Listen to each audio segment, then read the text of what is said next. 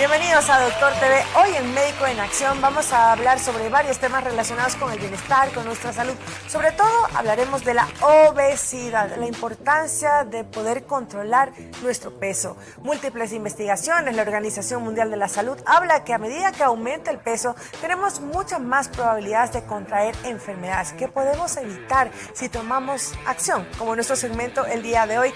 A tiempo para conversar sobre este tema nos acompaña la doctora Gabriela Zapata. Ella es cirujana bariátrica y metabólica. Doctora, bienvenida nuevamente a Doctor TV. Buenas tardes. Mercedes, buenas tardes. Muchísimas gracias por la invitación.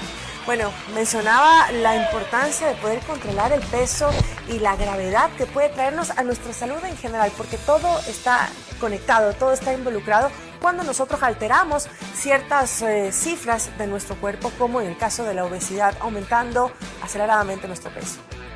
Es importante saber que la obesidad no solo es una enfermedad en el que aumenta la cantidad de grasa y aumentamos en peso. Es una enfermedad que mantiene al organismo en un estado proinflamatorio. Esto quiere decir que nosotros, los pacientes que tienen sobrepeso o obesidad, viven en un estado continuo de inflamación. ¿Cómo se puede sentir? ¿Cómo se puede detectar que efectivamente el cuerpo está inflamado por el exceso de peso? Bueno, se asocia a muchísimas enfermedades. Lastimosamente, este estado proinflamatorio hace que los pacientes sean susceptibles a tener varias enfermedades. Muchas de ellas vamos a hablar hoy día para poder aclararles un poquito. La obesidad está relacionada, creo que a diferentes rangos en diferentes partes del cuerpo, con diversas circunstancias que hacen que el paciente comprometa su salud, y eso es lo que le resta finalmente al paciente años de vida. Claro que sí. Bueno, ¿cuáles son los órganos, digamos, más vulnerables cuando hablamos de un sobrepeso y una obesidad, doctora?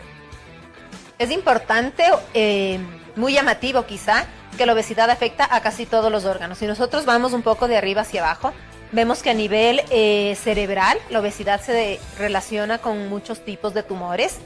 Está relacionada con el meningioma, que es quizá el 30% de los tumores cerebrales son por causa de un meningioma. En este caso, la obesidad puede tener una relación directa importante. Hasta el 50% de pacientes que tienen obesidad pueden desarrollar este tumor. Perfecto. O viceversa, los pacientes que tienen el tumor tienen obesidad. Por ejemplo, y si vamos bajando de acuerdo al cuerpo humano que tenemos el día de hoy acá en pantalla, en el cuello dice apnea del sueño, como resultado una severa disminución de la saturación de oxígeno y la presencia de ronquidos. Probablemente muchas personas dicen, bueno, es que roncamos y esto, o mi esposo o mi esposa ronca, y es por este tema, por el exceso de peso también. La apnea del sueño es una enfermedad donde el paciente, mientras duerme, tiene estos episodios como de no respirar. Entonces el paciente como que se ahoga y después tiene una respiración profunda muy brusca, donde incluso a veces despierta a su pareja en el caso de las personas que están casadas. Y eso generalmente se produce por un aumento de la grasa en esta zona y porque además cuando dormimos la lengua cae hacia atrás, entonces obstruye un poco la vía aérea. Entonces esta parte en un paciente que tiene obesidad está muchísimo más grande y eso hace que se produzca esta enfermedad. Una vez que los pacientes bajan de peso, mejoran la apnea de sueño. Perfecto. Bueno, seguimos bajando, doctora. En el esófago hay dos cosas principales, creo que son las que deberíamos mencionar. La primera es la enfermedad por reflujo gastroesofágico. Un paciente que tiene un índice de corporal mayor a 30 tiene ya 2 veces más riesgo de tener una enfermedad por reflujo. La semana pasada hablamos de cómo poder calcular ese IMC, esa cifra de 30 que dice la doctora. Si lo podemos repetir, por favor, para las personas que se lo perdieron. Por supuesto. Nosotros dividimos el peso en kilogramos para la talla en metros al cuadrado. Con esto vamos a tener un valor que si es que va de 25 a 30, estamos hablando que la persona tiene un sobrepeso, de 30 a 35 tiene una obesidad inicial o grado 1, de 35 a 40 una obesidad grado 2 y a partir de 40 una obesidad severa.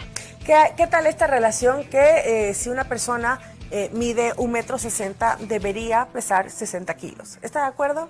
Es algo, sí, o sea, es una relativo. forma fácil de nosotros saber más o menos el peso aproximado de un paciente. Claro, que estamos más o menos en unos rangos normales. Exacto. Ok, acá seguimos con el corazón. Bueno, mucho se habla de las enfermedades que se trae por la obesidad del corazón, ¿no?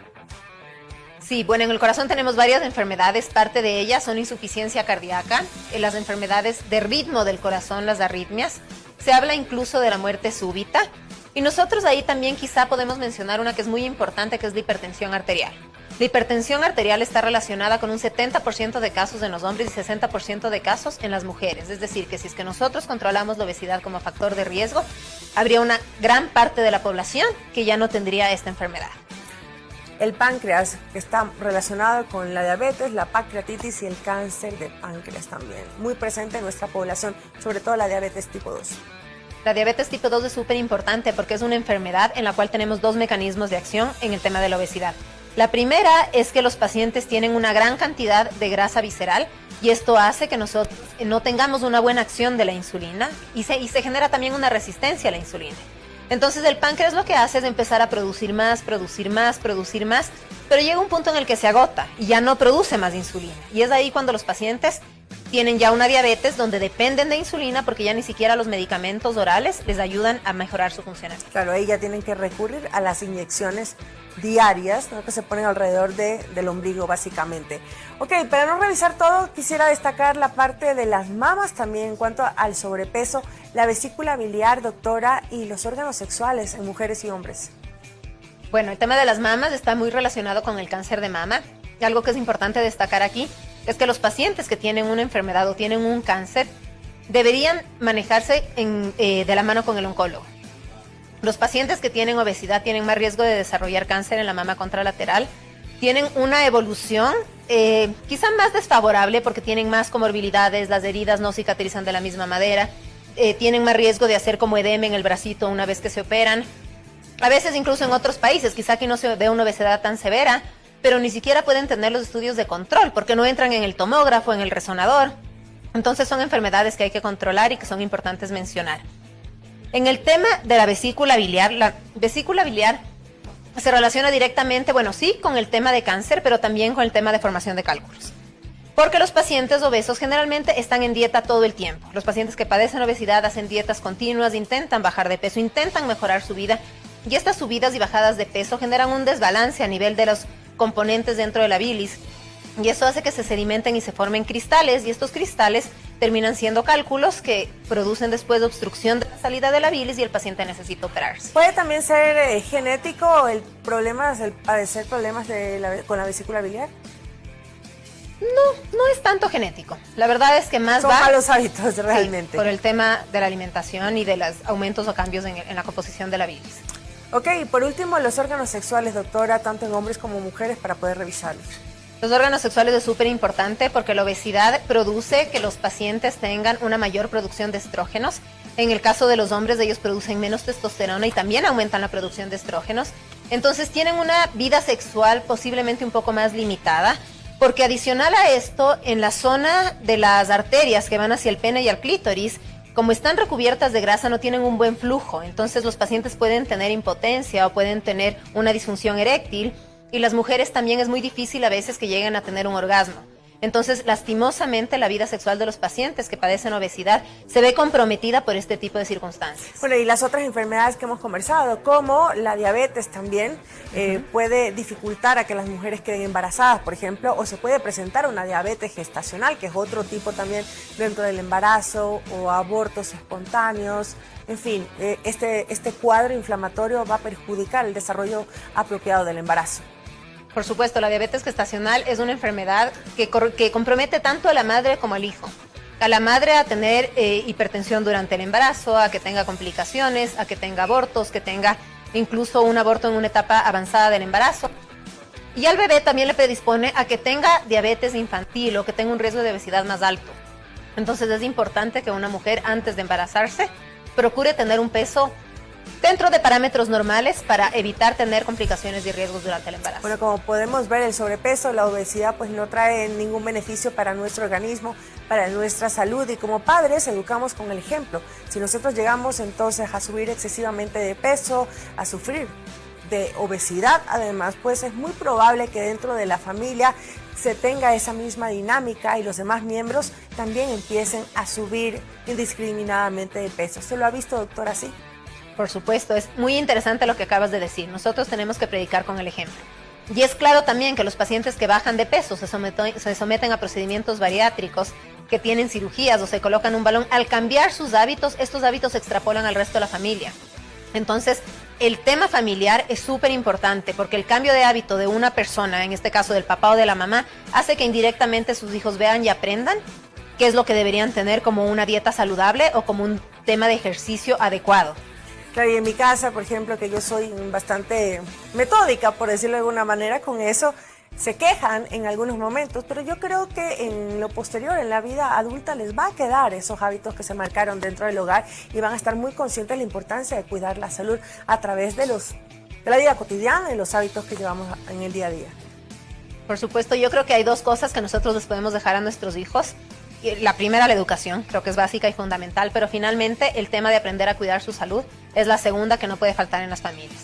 Todo niño que aprenda desde pequeño que el azúcar, si bien puede ser delicioso comerse un pastel, tiene cierta adicción. El azúcar genera adicción. A veces la adicción al azúcar es mucho con la más cocaína, fuerte. ¿no? Exactamente, exactamente. O sea, y dejar el azúcar quizás es más difícil que dejar las drogas.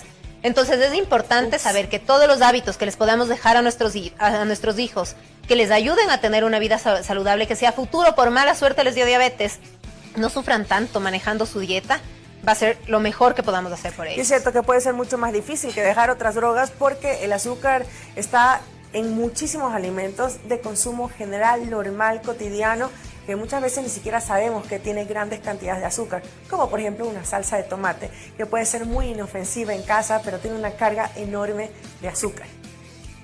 Claro, existen varios alimentos, como tú dices, y además los alimentos procesados. O sea, casi todos los alimentos en general tienen azúcar, tienen sal, tienen mucho tema de sustancias adicionales que no necesitamos. Mientras nosotros comamos, o si podemos comer comida lo más natural posible, siempre va a ser mejor. Es como el tema de los jugos. Yo en mi casa generalmente no les recomiendo a mis hijos, procuro que no tomen jugos, que coman la fruta directamente, porque las vitaminas se absorben muchísimo mejor, versus el vaso de jugo, que al final del día ya solo es un vaso con agua, azúcar y con sabor a fruta, pero ya no tiene las vitaminas y los nutrientes que debería tener. Claro, ni la fibra. Bueno, afortunadamente se tienen ayudas hoy en día gracias a la ciencia, como la cirugía bariátrica, la manga gástrica, que le hemos conversado en oportunidades anteriores a través del trabajo de la doctora Gabriela Zapata. Así que las personas pueden llegar a tener el peso de antes a través de esta intervención. Por supuesto, lo que busca la manga gástrica, el bypass gástrico, cualquier intervención, es ayudar a los pacientes a que mejoren su calidad de vida. La obesidad les quita a los pacientes 10 años de vida, les asocia muchísimas enfermedades y les expone a pasar por diversas circunstancias que no son tan agradables en el día a día. Algo que no mencionamos en la primera parte es la parte mental, el tema de sentirse aceptado por la sociedad. Los pacientes que sufren obesidad tienen muchísimo rechazo de la sociedad y eso es difícil manejarlo a veces, incluso desde que son niños. Entonces, algo que es súper importante es que si nosotros podemos hacer que un paciente se mantenga en un peso sano, saludable, no buscamos un estándar estético, buscamos un peso que sea saludable y que le permita tener una calidad y una cantidad de vida adecuada. Y más allá del rechazo de la sociedad, muchas veces estas personas tienen un propio rechazo también, porque creen que no van a poder salir de este círculo vicioso de la comida, ¿no es cierto? Para eso se necesita ayuda, se necesita acompañamiento y hoy existe. Doctora, gracias por acompañarnos. Muchísimas gracias, María Mercedes.